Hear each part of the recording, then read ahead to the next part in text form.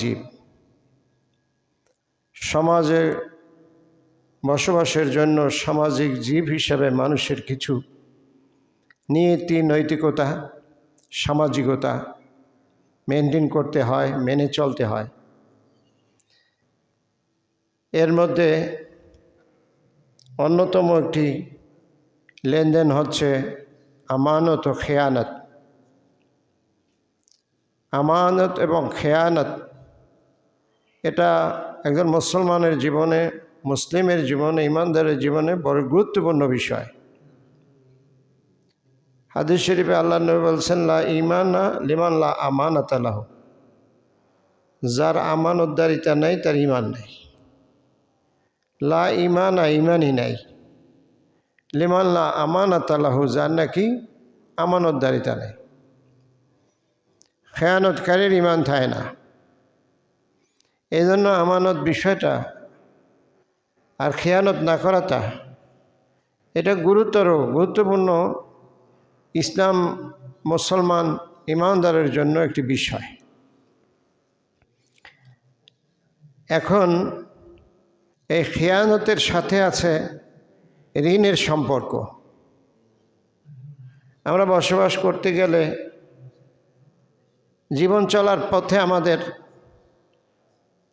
সমস্যা দেখা দেয়, অর্থনৈতিক সমস্যা, টাকা পয়সার সমস্যা।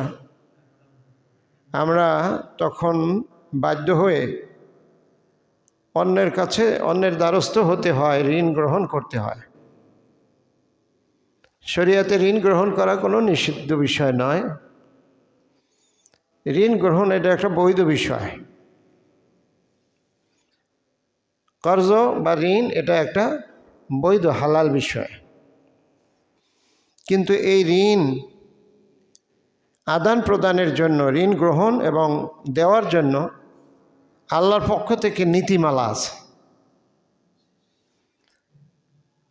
ঋণের ব্যাপারে আল্লাহর পক্ষ থেকে বিস্তারিত রীতিমালা, তার উপরে আয়াত আমি আপনাদের সামনে তেলাওয়াত করেছি।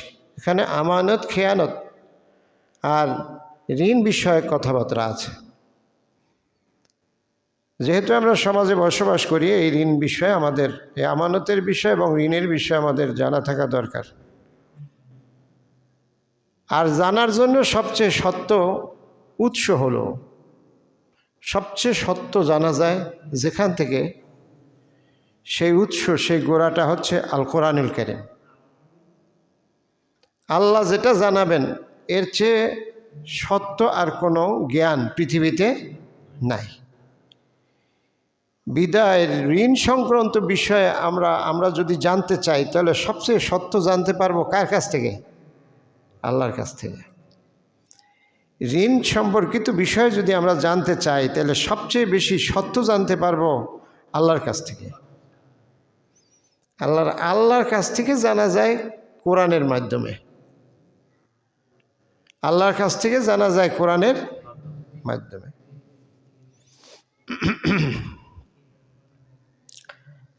এই জন্য আমরা ঋণ দেওয়া এবং সময় মতো আদায় করা, সময় মতো আদায় করাটা হলো আমানত রক্ষা করা। আর আদায়ে হেরফের করা এটা হলো খেয়ানত করা। এই জন্য আল্লাহ পাক এই বিষয়টা যাতে মানুষের মধ্যে কলহ সৃষ্টি না হয়, কোনো ধরনের জঞ্জাট তৈরি সমাজে না হয়, এই জন্য আল্লাহ সুন্দর করে পরামর্শ দিয়ে দিছে। ঋণ গ্রহণ, ঋণ দান, এই পরামর্শ আমরা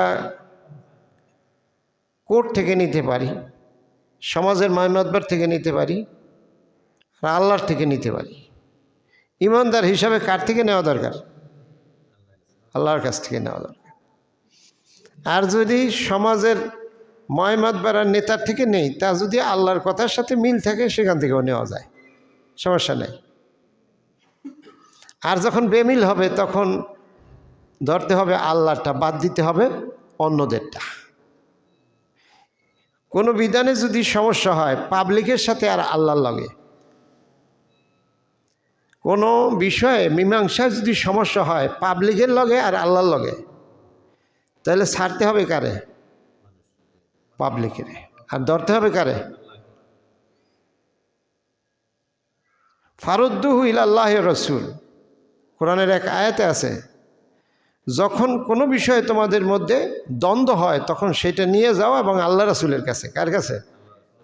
তারা যা বিধান দিছে সেটা মেনে নাও। দ্বন্দ্ব হইলে আর কারো সমাধান না, সমাধান কার? আল্লাহ এবং তার রাসূলেরটাই গ্রহণ করতে হবে। এইটাই ঈমান। এটা কি? এইটাই ঈমান।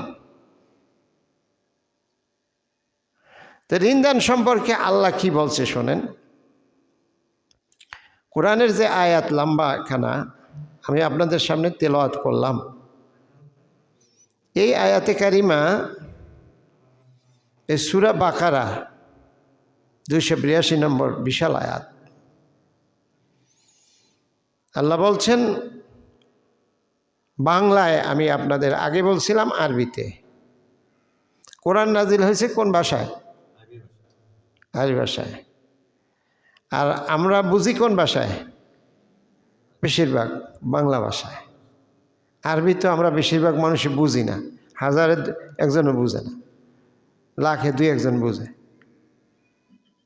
তাহলে আমরা বুঝি আমাদের ভাষায়, আল্লাহ নাজিল করছে রাসূলের ভাষায়। কার ভাষায়? প্রত্যেক নবীরে তার নিজস্ব ভাষায় আল্লাহ পাঠাইছে। ইব্রাহিম আলাইহিসসালামকে তার হিব্রু ভাষা, তার জাতির ভাষা ছিল হিব্রু। ইব্রাহিম আলাইহিসসালামকে এই হিব্রু ভাষা আল্লাহ পাক তার উপর যে কিতাব নাজিল করছে সেটা হিব্রু ভাষায় নাজিল করছে। আর নবীর ভাষাও ছিল হিব্রু, পাবলিকের ভাষাও হিব্রু, যার জন্য নবী হিব্রু ভাষায় আসমানি কিতাবে যা বলছে, আসমানি কিতাব দিয়ে নবী যা বলছে পাবলিক বুঝতে পারছে, কারণ সবার ভাষা এক। সবার ভাষা এক। আমাদের আর নবী যেহেতু আমাদের নবী আরব দেশ থেকে আল্লাহ পাক চয়েস করছে। কোথা থেকে? তা আরব দেশ থেকে চয়েস কেন করলো বিশ্বনবীকে? এই বাংলাদেশ থেকে চয়েস করলে কি হইতো? এর একটা প্রশ্ন জাগে কিনা, আমাদের উপরে কি আল্লাহ রাগ করছে নাকি? নাউজুবিল্লাহ। কেন আল্লাহ ওখান থেকে চয়েস করলো, এরকম প্রশ্ন আসেনি আপনাদের? মক্কা মুআজ্জামা পৃথিবীর নাবি, পৃথিবীর, এরাই দেখেন এই আরব দেশের কয় মিডিল ইস্ট। কি বলে? ইস্টের মিডল, পৃথিবীরও প্রায় মাঝখানে। পৃথিবী তখন অন্ধকার হয়ে গেছিল, সবচেয়ে ঘন অন্ধকার ছিল আরব এলাকা। কোন এলাকা? পৃথিবী পুরাটাই তখন অন্ধকার ছিল, তার মধ্যে বেশি অমাবস্যার অন্ধকার ছিল আরব এলাকা। তা আপনারা বলেন, অন্ধকার একটা বাতি, এই বাতি কোন জায়গায় জ্বালানো উচিত? যেখানে কম অন্ধকার না যেখানে বেশি অন্ধকার? ওই সময় তৎকালীন সময়ে আরব এলাকাটা সবচেয়ে বেশি অন্ধকার, এই জন্য আল্লাহ বাতিটা ওই জায়গায় জ্বালাইছে। আর ওই এলাকাটা মাঝখানে হওয়ার কারণে সারা পৃথিবী আলোকিত হবে। এটা তো কম পাওয়ারফুল বাতি না, তিনি বিশ্বনবী, সবচেয়ে সেরা পাওয়ারফুল বাতি। পাওয়ারফুল বাতিটা মাঝখানে বসাইলে সারা পৃথিবী আলোকিত হবে। বলেন সুবহানাল্লাহ। আলোকিত তো হয়েছেই, সারা পৃথিবী, শত শত দেশ, সারা পৃথিবীতে এই আওয়াজ পৌঁছে গেছে। এই আজান, এই ঘোষণা পৃথিবীব্যাপী ছড়াইছে না? মাঝখানে থাকাতে ছড়াইতে সুবিধা হয়েছে, এক সাইডে থাকলে ছড়াইতে এতটা সুবিধা হতো না। এই জন্য আল্লাহ বিশ্বনবীকে বিশ্বের মাঝখান থেকে চয়েস করছে। আলহামদুলিল্লাহ। আর অন্যান্য নবী অনেকেই আঞ্চলিক নবী ছিলেন কোনো এলাকার জন্য। বনি ইসরায়েলের জন্য মূসা আলাইহিস সালাম আসছে, আর অন্যান্য অসংখ্য নবীরা আসছে, তারা আঞ্চলিক নবী। আর বিশ্বনবী হচ্ছেন মুহাম্মদ রাসূলুল্লাহ। বিশ্বনবী যেহেতু বিশ্ব আলো করবে, এই জন্য তাকে মাঝখানে দিলে সবচেয়ে ভালো হয়। এই জন্য আরব এলাকায় নবীর জন্ম। বলে আলহামদুলিল্লাহ। মনে থাকবে এই কথাটা? তাহলে জিকির করেন, লা ইলাহা ইল্লাল্লাহ, লা লা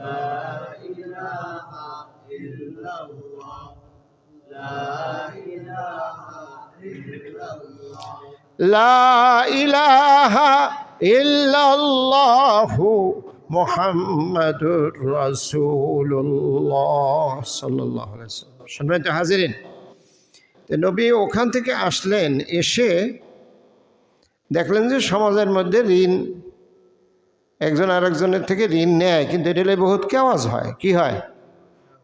কেওয়াজ হয়। ঋণ দিলে পরে স্বীকার করে না, কয় দিয়ে দিছি। কি কয়? ফিরে দিস, তুমি যা দিছিলে দিস। নিচে 10,000, কয় নিয়েছিলাম 5,000। তারপরে এই নানান জয় ঝামেলা। অমুক তারিখ দেওয়ার কথা, কয় না আরও 2 মাস সময় আছে। এরকম কেওয়াজ, দ্বন্দ্ব নবী দেখছে। আইসা নবী যা দেখছে সেইটারই ট্রিটমেন্ট, ওইটারই চিকিৎসা আল্লাহ পাক সাথে সাথে দিছে কোরআনে। কোথায়?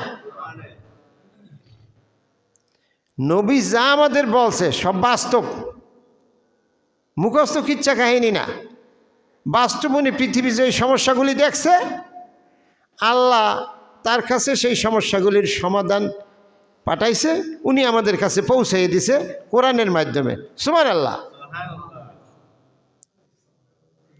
তাইলে কোরআনে যা আছে তা মুখস্থ কিচ্ছা কাহিনী, গল্প না। যে কিচ্ছাগুলি আছে সেগুলি সত্য, পূর্বকার নবীদের, এটিও সত্য। রাসূল করিম সাল্লাল্লাহু আলাইহি ওয়াসাল্লাম আয়েশা দেখে যে ঋণ দান তো আছে, কিন্তু মারামারি কাটাকাটি ঝগড়া হয়। ঋণ মানুষের শেষ পর্যন্ত এগুলি ঝগড়া কার্য হওয়ার কারণে দিতে চায় না, মানুষ বিরক্ত হয়ে যায়। অবশ্য ঋণ ছাড়া একজন আরেকজনের সহযোগিতা করে সমাজে কি বসবাস করা যায়? মানুষ একজনে কি স্বয়ংসম্পূর্ণ হয়? আমার কি সব জিনিস আছে? আমার কেন, পৃথিবীর সব জাতির কি সব জিনিস আছে? সৌদি আরবের সেখানে তেল আছে, ইরানে তেল আছে, আমেরিকা, ইউরোপ এত বড় শক্তিশালী দেশ, তাদের কি তেল আছে সেই পরিমাণে? ঠিক আছে, হেরা দুর্বল, কারণ আল্লাহ দুর্বল করে রাখছে। কেডা? একজনরে এক একটা দিয়ে দুর্বল করে রাখছে, না হলে পৃথিবীতে তারা গণবে না। আল্লাহ একটার দিয়ে আরেকটারে শাসন করায়, দমায় রাখে। এই জন্য সব সুবিধা এক দেশের মধ্যে, এক ব্যক্তির মধ্যে দেয় না। বলেন সুবহানাল্লাহ। রাসূল করিম সাল্লাল্লাহু আলাইহি ওয়াসাল্লাম আয়েশা দেখে এই ঋণ দেওয়ার, এই জন্য ঋণ দেওয়া, একজন আরেকজনের কর্জ দেওয়া, ধার দেওয়া, এটা বন্ধ হয়ে যেতেছে। অবশ্য জিনিসটা খুব প্রয়োজন, তাহলে এটা সমাধান দরকার। সমাধান বলছে যে জগৎবাসী, তোমরা এখন যারা আসো এই এগুলি মারামারি কাটাকাটি দরকার নাই, আমি সমাধান দিতে আসি। নাও, সমাধান আমার নিজের না, বানানো না, কিচ্ছা কাহিনী দিয়ে আনি নাই, অন্য কারো থেকে গল্প শুনেও না, বই পড়েও আনে নাই। স্বয়ং এই সমস্যাগুলি যিনি বোঝে সেই আল্লাহ সমস্যার সমাধান দিছে। বলেন সুবহানাল্লাহ। যে সমস্যা বুঝে সে সমাধান যদি দেয়, পারফেক্ট সমাধান হয়। আর আমরা সমস্যা বুঝি না, কারণ আগের কথা তো আমাদের মন থাকে না, ভবিষ্যৎ জানি না, বর্তমানে স্মৃতি কম, যার জন্য আমরা সমস্যা বুঝি কম। আর এই সব কিছুর ঊর্ধ্বে হলো আল্লাহ, এই জন্য তিনি যা সমাধান, ওইটা পারফেক্ট সঠিক সমাধান। সুবহানাল্লাহ। কি সমাধান দিচ্ছে শোনেন। ওহে তোমরা যারা ঈমান এনেছ, আমাদেরকে বলতেছে এই 1450 বছর পর জয়নববাগ মসজিদে যারা আছি তাদের বলতেছে। এটা আমাদের কোরআন শরীফে, জয়নববাগের কোরআন শরীফে আছে, খুললে দেখেন সূরা বাকারার কি হাবেশ আছে না, জয়নববাগ কোরআন শরীফে আছে না? এটা হলো সূরা বাকারার 282 নম্বর আয়াত। এখানে আল্লাহ পাক বলতেছে যে তোমরা যারা ঈমান এনেছ, তোমরা যখন পরস্পরের সাথে নির্দিষ্ট একটি সময়ের জন্য ঋণের চুক্তি করো, যখন তোমরা ঋণ লেনদেন করো, ঋণ নাও, কর্জ নাও, ধান নাও, তখন তো তোমরা একটা চুক্তি করো। তো তোমরা যে চুক্তি করো ওই চুক্তি সই না, এটা মুখে মুখে বলো, 2 দিন পর ভুলে যাও। তোমরা ওই মুখে মুখে বলো, এরপরে ভুলে যাও, এই জন্য সমস্যা হয়। আমি তোমাদের পরামর্শ দিতে আছি স্থায়ী, আমার নবীর মাধ্যমে, এটা আমল করো, তাহলে সমস্যা মিটে যাবে। বলেন সুবহানাল্লাহ। কি বুঝেন আপনি এই কথা দ্বারা? কি বুঝেন? কোনো সমস্যা হইলেই নবীর কাছে যাইতে হবে। নবী আল্লাহর কাছ থেকে যে সমাধান এনে দিছে ওইটা মাইনে নিলে সমস্যা দূর। সমস্যা যদি কোনো মোমেন মনে করে যে সমস্যা দূর হয় না, বেঈমান, কাফের। সমস্যা দূর হয় এমন কোনো সমস্যা নাই যার সমাধান নাই। যেই মোমেন মনে করে যে সমাধান নাই, সে কাফের, বেঈমান। এই আয়াত থেকে আপনি শুধু এই ঋণের কথা মনে করেন না, এই সব বিষয়ের শিক্ষা এখান থেকে। কোরআনের একটা আয়াত শিক্ষা অনেক, হাজার হাজার, লক্ষ লক্ষ, কোটি কোটি। কোরআনের এক আয়াত শিক্ষা কত? অগণিত। শিক্ষা বের করে আপনি শেষ করতে পারবেন না। মনে হয় যেন সমাধানগুলি বাস কইরে কইরে আল্লাহ পাক ছোট্ট আয়াতের মধ্যে ঢুকায় রাখছে। মহাসমুদ্রের পানি যেন একটা গ্লাসের মধ্যে রাখা হয়েছে। এটা মালিকের দ্বারা সম্ভব। যার প্রমাণ কি? হুজুর প্রমাণ কি? প্রমাণ হইল এই পৃথিবীতে হাজার হাজার তাফসির এই কোরআনের ব্যাখ্যা লেখা হয়েছে এই পর্যন্ত, হাজার হাজার ভাষায়। যারাই তাফসির লাগছে, যারাই ব্যাখ্যা লাগছে, কেউ কোনোদিন কয় নাই যে আমার ব্যাখ্যাটাই শেষ, এরপর আর কারো কাছে ব্যাখ্যা নাই। এই কথা কোনো তাফসিরওয়ালা লেখে নাই। খুলে দেখেন হাজার হাজার তাফসির দুনিয়াতে, বাংলা, ইংরেজি, উর্দু, হিব্রু, নাগরি, ফার্সি, কত ভাষায় আল্লাহ পাকের কোরআনের তাফসির হয়েছে। কোনো তাফসিরওয়ালা বলে নাই আমি যে তাফসির করলাম এরপর আর কোনো তাফসির নাই। কেন বলতে পারে না? বলতে পারে না এই কারণে আল্লাহ বলছেন, আল্লাহ পাক বলছেন, কুল্লাউ কানাল বাহরু মিদাদাল লিকালিমাতি রব্বি ইলা আখিরিল আয়াহ। হে নবী আপনি বলেন, কুল্লাউ কানাল বাহরু মিদাদাল লিকালিমাতি রব্বি, সারা পৃথিবীর সমস্ত পানির যত আধার আছে, পানির যত উৎস আছে, পানির উৎস কোথায় কোথায়, কই কই পানি পাওয়া যায়? সাগরে, বিলে, খালে, মাটির নিচে, তারপরে আকাশে, মেঘমালায়, সমুদ্রে, মহাসমুদ্রে যত পানির আধার আছে, খাল, বিল, ঝিল, সবগুলি পানি একত্রিত করে আমার এই কালিমাত, আল্লাহ আয়াত বলে নাই, পুরো কোরআন বলে নাই, আমার এই শব্দ, কয়েকটা শব্দের, কোরআনের আয়াত কালিমাত মানে কয়েকটা শব্দের ব্যাখ্যা লেখা শুরু করো, পৃথিবীর এই পানি নামক কালিগুলি শেষ হয়ে যাবে। সেই জায়গায় আবার সেই পরিমাণ পানি আবার নাও, আবার কালি বানাও, কলম দিয়ে লেখা শুরু করো ব্যাখ্যা। আমার এই কয়েকটা শব্দের ব্যাখ্যা তোমরা শেষ করতে পারবে না। তাহলে আমার পরে আর তাফসির নাই, আমার পরে আর ব্যাখ্যা নাই, কেমনে বলবে লোক? বলার তো সুযোগ নাই। কিয়ামত পর্যন্ত এর সমাধান বের হতে থাকবে। কিয়ামত পর্যন্ত নতুন নতুন সমস্যাও আসবে, আর তার সবগুলি সমাধান আল্লাহ কোরআনের মধ্যে জানাই দিছে, আগেই আল্লাহ দিয়ে তুইছে। বলেন সুবহানাল্লাহ। এইটা আপনারা বিশ্বাস করেন? তাইলে কোরআন বিশ্বাস করেন। হাফেজ সাহেব কোরআন যেটা তেলাওয়াত করে অর্থসহ, এটা মাইনে নেওয়া মানে বিশ্বাস না। আপনার জীবনে যত সমস্যা আছে সব সমস্যার সমাধান ওখানে আসি, ইমানদার হিসাবে আপনি আমি মাইনা নিতে বাধ্য। এইটাকে বলে কোরআনের উপর ইমান আনা। কি বুঝে আসছে? পানির মতো সহজ কথা। এইটাকে বলে কোরআন মেনে নেওয়া। আর কোরআন তেলাওয়াত শুনে শুনে হাফেজ সাহেব তেলাওয়াত করে, এত সুন্দর মধুর কণ্ঠ, সুন্দর সুন্দর চোখ দিয়ে পানি আয়। যেই ব্যক্তির চোখ দিয়ে পানি আইছে মিষ্টি কণ্ঠের কারণে, আবেগের কারণে, যার চোখ দিয়ে পানি আইছে, সুদের আয়াত পড়তে আছে হাফেজ সাহেব। কিসের আয়াত? সুদের বিরুদ্ধে আয়াত পড়তে আছে। আর যে সুদ খায় এই মুসল্লি কান্দাছে।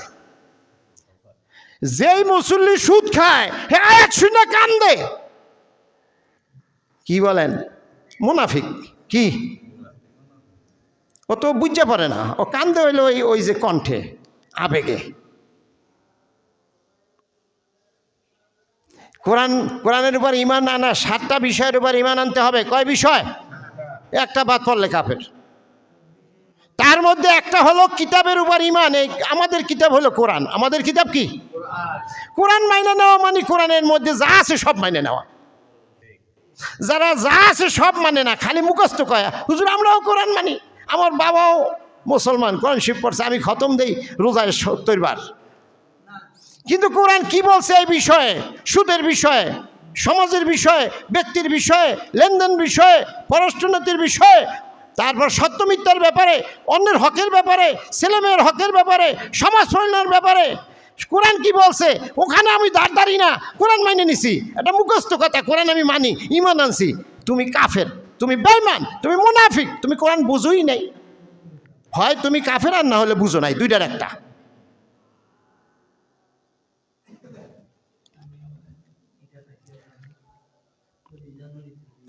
আল্লাহু আকবার।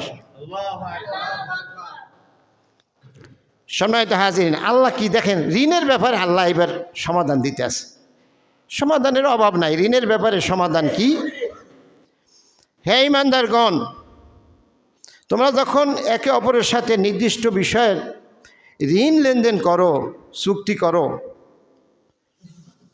তখন তোমরা যে কোনো একজন লেখককে ডাক দাও, যে লিখতে পারে। তুমি নিজে যদি নিজেরা লিখতে পারলে তো ভালোই, আর না হলে একজন লেখক ডাক দাও।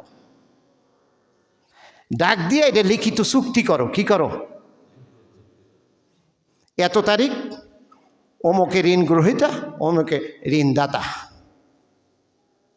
এটা যাদের লিখতে বলে, তোমরা যারা আল্লাহ পাক যাদের লেখার তৌফিক দিছে তারা যেন না বলে না।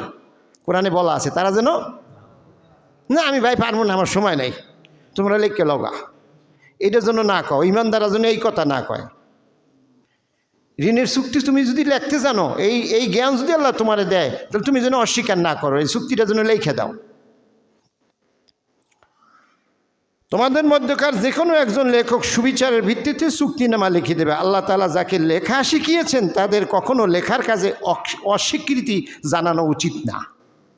লেখাপড়া যারা জানে তাদের দায়িত্ব হলো অন্যদের সাহায্য করা, লেখাপড়া শিখানো। লেখাপড়া আল্লাহ লেখাপড়া শিখানো এটা বড় একটা ইবাদত।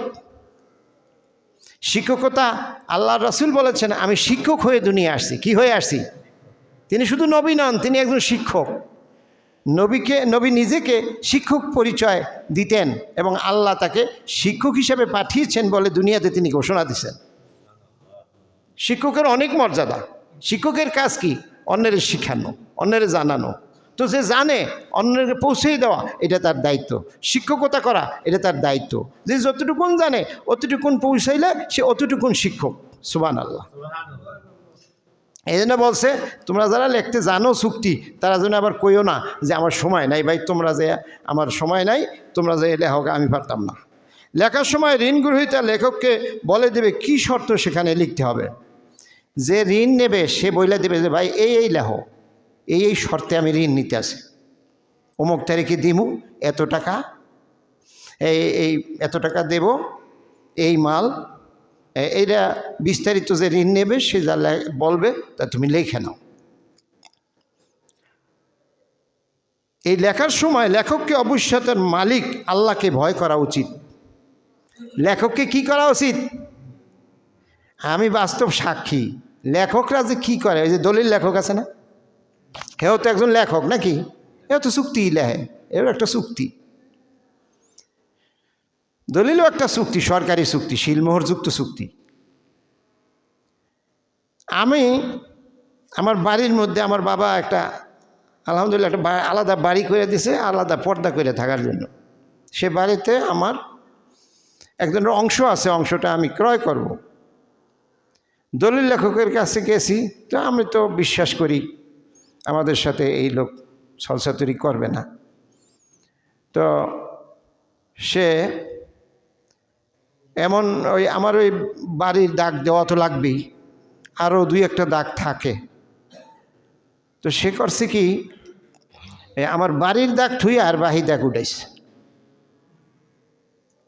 কি যেটা আমার আসল দরকার, যেই জন্য আমি জায়গা রাখতেছি, সেই দাগ বাদ, সাথে অন্য দাগ 2-3টা উঠেছিস বিলের। ভালো লেখক না? এই জন্য বলছে লেখার সময় ঋণ গ্রহীতা, আচ্ছা, লেখককে অবশ্যই তার মালিক আল্লাহকে ভয় করা উচিত।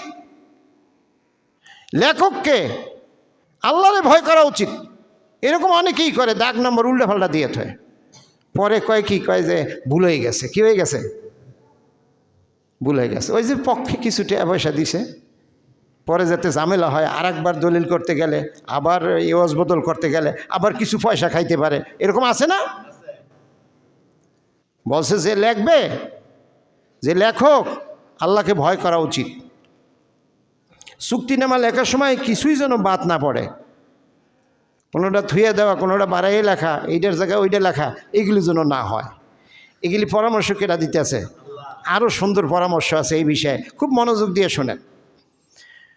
যদি ঋণ গ্রহীতা অজ্ঞ, মূর্খ, সব দিক দিয়ে দুর্বল হয়, দলিল যে নেবে অথবা টাকা বা ঋণ যে নেবে সে মূর্খ লোক, অথবা দুর্বল মানুষ, গরিব মানুষ, অথবা চুক্তিনামার কথা বলে দেবার ক্ষমতা তার নাই, এমন মগা যে চুক্তির মধ্যে কী লাগবে এটা বইলে দিতেও সে পারে না, তাহলে তার পক্ষ থেকে তার কোনো অভিভাবক, তার পক্ষ থেকে, ওই মগার পক্ষ থেকে একজন অভিভাবক যেন ন্যায়ানুগ পন্থায় বলে দেবে, তার পক্ষ হয়ে একজন অভিভাবক বলে দেবে কি কি কথা লিখতে হবে। আল্লাহ খুব খুইলা খুইলা বলছে না, এর মধ্যে কোনো ফাঁক আছে? এইসব জিনিস সমাজের ছোটোখাটো জিনিস, এগুলি শুদ্ধহীন আল্লাহ পাক কোরআনে আছে। আর মগারা কয় কি এই যুগে কোরআন চলে না, নাউজুবিল্লাহ, মতলব বাজেরা বুঝে না যে তা না। এখন তো মানুষ ভালো করে হুজুররা বুঝায়, বুঝ যাও, এরা বুঝে না, এরা জ্ঞান পাপী। তারপরও তোমাদের মধ্য থেকে দুজন পুরুষকে এই চুক্তিপত্রের সাক্ষী বানাইয়ে নাও। এই দুইজন তো আর ফেরেশতা না, যারা ঋণ দেয় আর নেয়, যতই দুর্বল হোক হ্যাঁ উল্টে পাল্টা করতারে। এই দুইজন সাক্ষী বানাও। কি বানাও? আল্লাহ বলছেন। কে বলছেন? এখানে দুইজন সাক্ষী বানাও। যদি দুজন পুরুষ একত্রে না পাও তাহলে একজন পুরুষ দুইজন মহিলা সাক্ষী মানো, একজন পুরুষ দুইজন মহিলা সাক্ষী মানো, যাতে করে তাদের একজন ভুলে গেলে দ্বিতীয়জন তাকে স্মরণ করে দিতে পারে। মানুষ তো ভুলে যাইতেই পারে নাকি? অনেকের তো এমন আছে যে কতক্ষণ পরই মন থাকে না, এরকম মানুষও আছে, আছে না? থাইরয়েড সমস্যা যাদের আছে তারা তো মনে রাখতে পারে না, আরও অনেক সমস্যা বার্ধক্যের কারণে। এই জন্য একাধিক সাক্ষী রাখতে বলছে, একজনে ভুলে গেলে যাতে আরেকজনে তারা স্মরণ করাইয়া দিতে পারে। এমন সব লোকের মধ্য থেকে সাক্ষী নিতে হবে যাদের সাক্ষী উভয় পক্ষ পছন্দ করে। দেখেন আল্লাহ খুল্লা বলে দিছে, আল্লাহ যে এমন সাক্ষী গ্রহণ করবা, এমন সাক্ষী নেবা যেই সাক্ষীদেরকে দোনো পক্ষ মানে। একজন সাক্ষী নিয়েছেন বাটফার, এক পক্ষ জানে না হ্যাঁ মানছে, আর এক পক্ষ জানে যে আসলে হ্যাঁ একটা বাটফার, হ্যাঁ এলাকার মানুষ, হ্যাঁ জানা শুনে এর সাথে লেনদেন করছে। সেই বাটপারে যদি সাক্ষী বানায় তাহলে তো আরও ঝগড়া বেশি লাগবে নাকি? হ্যাঁ কবে না 50,000 টাকা ঋণ নিছে, হ্যাঁ কবে না ঋণ নিছে 1 লাখ। কয় লাখ? আগুনের মধ্যে আরও কেরাসিন তেল ঢাইলে দিব। এই কেরাসিন ঢালা মাখরা কোনো সাক্ষী তোমরা মাইনো না, দোনো পক্ষ পছন্দ করে এমন একজন সাক্ষী মানো, এমন 2 জন কিংবা 3 জন। আচ্ছা বলেন, একজন পুরুষের বিপরীতে কয়জন মহিলা সাক্ষী? 2 জন। আর 2 জন মহিলা সাক্ষীর বিপরীতে কয়জন পুরুষ সাক্ষী? যে মহিলারে তেলে ঠগাইল না, মহিলা কি বিশ্বস্ত কম?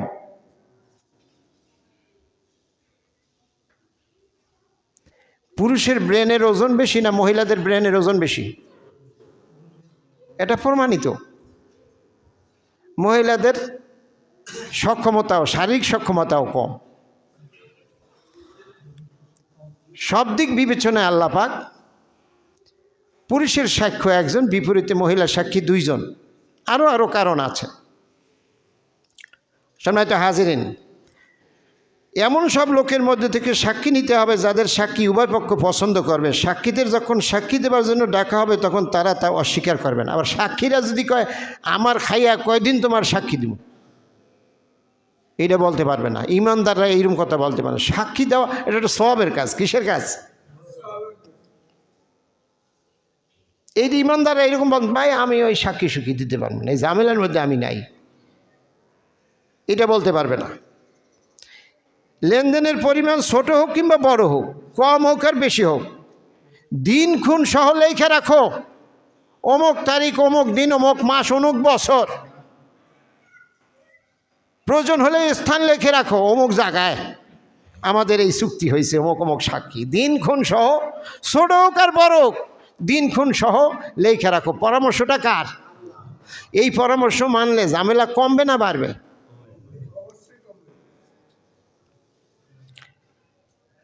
এটা আল্লাহর কাছে অধিক পছন্দনীয় এই কাজটা, এই লেনদেনটা আল্লাহ খুব পছন্দ করে। এই আমরা যে বলি আল্লাহর মোহাব্বত, আমরা বলি যে আল্লাহর মোহাব্বত অর্জন করা দরকার। মোহাব্বত তো হেনই, আপনি যখন লেনদেন করবেন তখন আল্লাহর হুকুম অনুযায়ী করবেন, তাই তো আল্লাহর মোহাব্বত। কিসের মোহাব্বত? আল্লাহর মোহাব্বত। খালি 2 রাত নফল নামাজের মধ্যেই আল্লাহর মোহাব্বত খুঁজেন, আর দিন দায় লেনদেনের সময় হেনে বুঝি মোহাব্বত নাই, অথচ আল্লাহ বলছে হেনেই মোহাব্বত।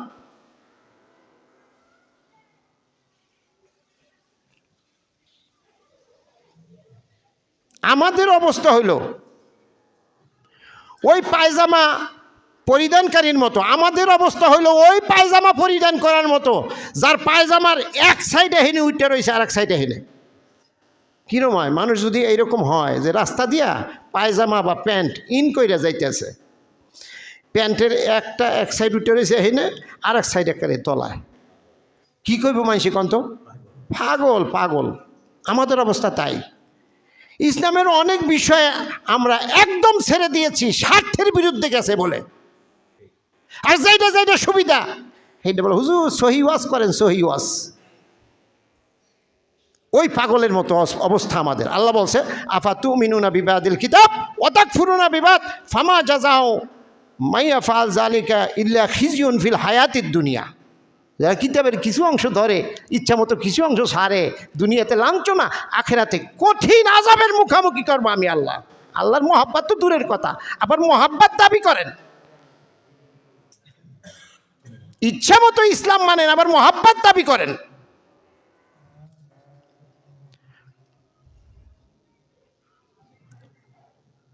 এটা আল্লাহর কাছে অধিক পছন্দনীয়। সাক্ষ্যদানের ক্ষেত্রে অধিক মজবুত ভিত্তির উপর প্রতিষ্ঠিত। পরবর্তীকালে কোনো সন্দেহ সংশয় দেখা দিলে তা দূর করাও এতে সহজ হয়।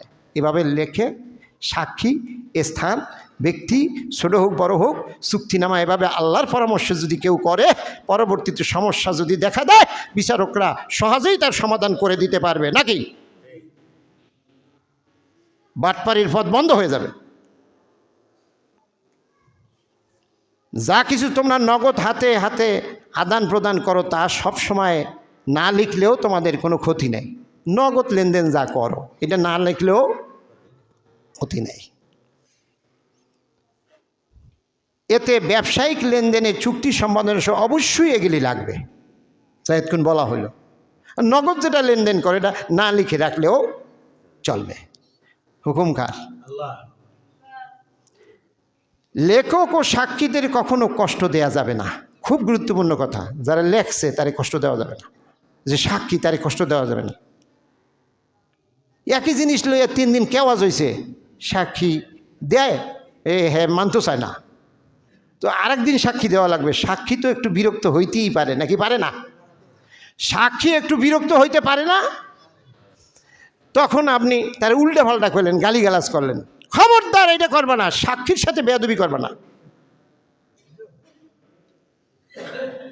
হুকুম কার? জোরে বলেন আল্লাহু আকবার, নারায়ে তাকবীর। আমি যখন আপনাদেরকে তাকবীর দিতে বলি তখন 2-1 লোক ঘুমায়, এটা দেখে আমি তাকবীর দিতে বলি। আপনারা তাকবীর দিবেন আরেকজনের কানের কাছে গিয়ে, যে ঘুমায় তার কানের কাছে গিয়ে দিবেন, তাইলে না ওনার গুণ ভাঙবে। মানে নারায়ে তাকবীর।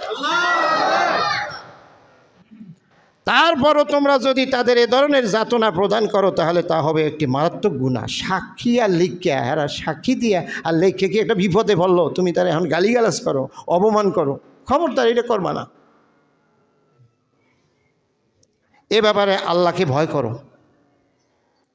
তিনি তোমাদেরকে সব কিছুই শিখিয়ে দিচ্ছেন। সুবহানাল্লাহ, আল্লাহ তোমাদের সব কিছু শিখিয়ে দিচ্ছেন, তারপরে তোমরা শিখতে চাও না। কোন আজে বাজে জায়গা থেকে তোমরা শিখাও, আল্লাহ এত সুন্দর করে শিখায়, এগুলি শিখতে চাও না। কোথায় যাও শিখতে? কে তোমার শিক্ষক? ইমানদার হিসাবে তো তোমার শিক্ষক আল্লাহ এবং তার রাসূল হওয়ার কথা। তুমি কার থেকে শিক্ষা নাও? কি শিক্ষা নাও? তোমার শিক্ষার ধরন কি? কোরআন কি তোমার সামনে নাই?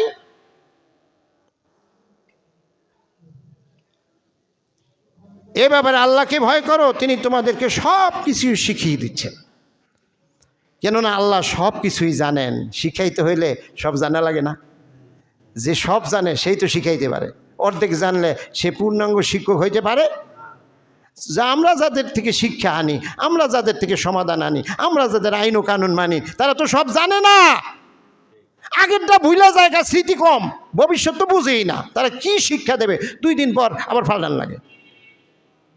আর মালিক যে সমাধান দিছে ওইটা কিয়ামত পর্যন্ত আমরা এটা মাইনা নিলে কিয়ামত পর্যন্ত সমাধান হয়ে রয়েছে, আমরা খালি ধরলেই চলে, কিন্তু আসল কথা হইল ধরি না। ওইটা খুব সুন্দর কইরা গিলাপ দিয়া আর রোজার মাসে বাইর কইরা 2-1 পারা পড়ি, আর হাবের সাহেব যখন এই সুদের আয়াত পড়ে তখন সুদ করে কান্দে, কর নাউজুবিল্লাহ। একটা আয়াত, এর মধ্যে যে কত হাজার হাজার শিক্ষা। চিন্তাশীলের জন্যই এই সমস্ত কথা আল্লাহ পাক কোরআনে বারবার বলছে, আফালা তাতাদাব্বারুন, তোমরা কি চিন্তা করো না? আফালা তাকিলুন, তোমাদেরকে আক্কল নাই, এগুলির কি চিন্তা করো না? একজনে আইয়া কোনো কিছু লিয়ে ডাক দিলেও তার পিছনে অমনি ছোট যুক্তি আছে কিনা, সত্য কিনা, এটা তোমার সমাধান দিতে পারবে কিনা। একজন আইয়া সুন্দর করে কইছে, আর এর পিছিয়ে তুমি দৌড় দিছো। আমি যে আল্লাহ এত সুন্দর করে যে আল্লাহ কইলো আমি তোমাদেরকে শিখাই দিচ্ছি, বুঝাই দিচ্ছি, এরপরও কেন বুঝো না? আল্লাহ পাক আমাদেরকে সত্য এবং হক বুঝার তৌফিক দান করুন। সবাই বলে আমিন। ওয়া আখিরে দাওয়ানা